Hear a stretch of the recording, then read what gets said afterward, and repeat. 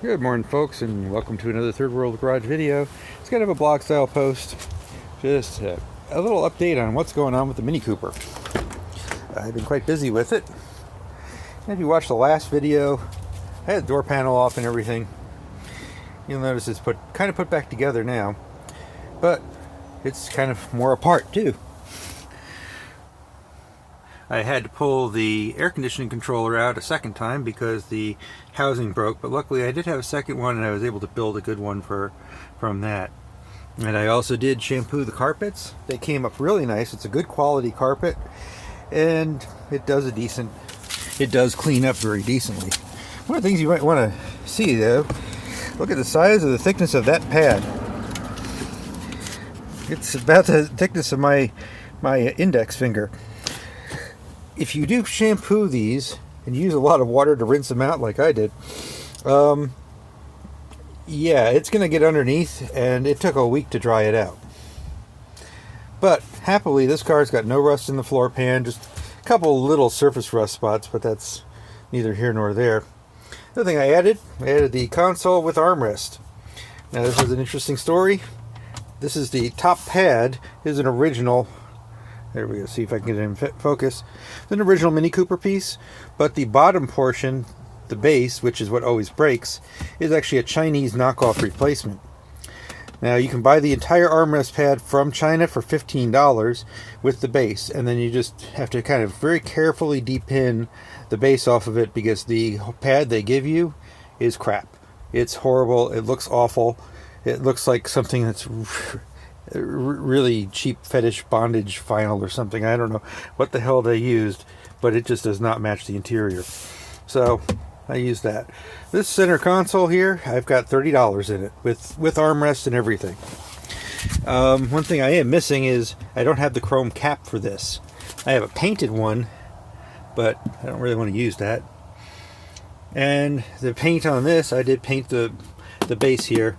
That's just bumper and trim paint, I think by Duplicolor, but it looks really decent. I do have the pad that goes in here. I don't have everything assembled yet, of course, but this is actually kind of made up of two consoles, and I think I've got $30-40 in the two. Now, one of the big problems this car has, you notice this trunnion here moves around an awful lot, so it's not the most accurate shifting. I mean, I've driven worse. I have friends E30, you throw it in the general direction and hope that it works. But this one right here, it's just got too much movement. I'm going to actually try today to go down to the junkyard, pick up another one. One of the interesting things this car has is this shelf. I have not seen another Mini Cooper with that shelf. But this car does have a lot, is unusually optioned in that it's a Just a Cooper. That's just kind of the slang term for these, an R50. And it has a lot of very expensive trim options in it, that being one of them. It didn't have the armrest, which I wanted. The only two things that it really didn't have that I can't easily add in that I'd want is it doesn't have the Harman Kardon sound system, doesn't have the fog lights. But I can kind of live without them. I'll put in a more modern sound system. Now, next week, the problem is the headliner is completely shot. All coming down. And so I got to decide, do I do Alcantara or do I do just a normal headliner fabric? I'm going towards Alcantara. I just think it would look better. But that'll be a DIY proposition as well.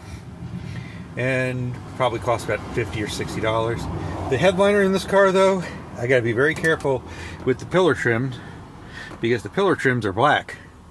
Now that doesn't sound like a big deal, but that's like a $200 or $300 option. No kidding, to get the black plastic instead of the gray plastic on the headliner on these cars. So not too many people selected that, much like the chrome line or the gauge package that it has. I can't remember the name of it right off the top of my head right now, but like I said, this is an unusually high option car for being a standard Cooper without the supercharged or turbocharged engines. So, you know, it's an interesting car. I kind of like it that way. I was hoping that because it was a Justa that it would have take standard gas, not premium, but I was wrong.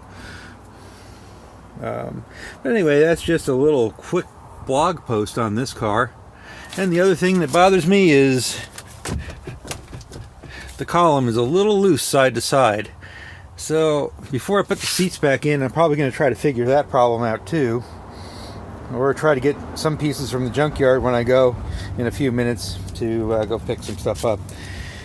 Namely a shifter assembly and some other stuff. And also the little tubes that come up here. Let me see if I can get in focus. There's the tubes that come up here through here. At the base, they're styrofoam.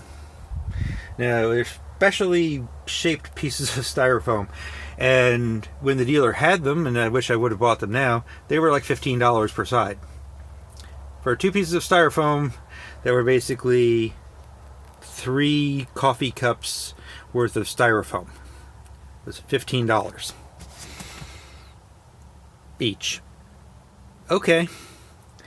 No, BMW's not gouging you there. Another chrome piece that I need, I hope I didn't just break that, is the one that goes around the power mirror button. Unfortunately, mine was cracked, so I just took it off because I think it looks better without it than with a broken one. But I need to find that as well. The odd thing, notice this is yellow. It's supposed to be red. But this car had some sun fading. And I also have a new wiper switch. I'm not going to show you why, but it's basically the paint is all worn off on the top. And I just wanted another one that was in better condition.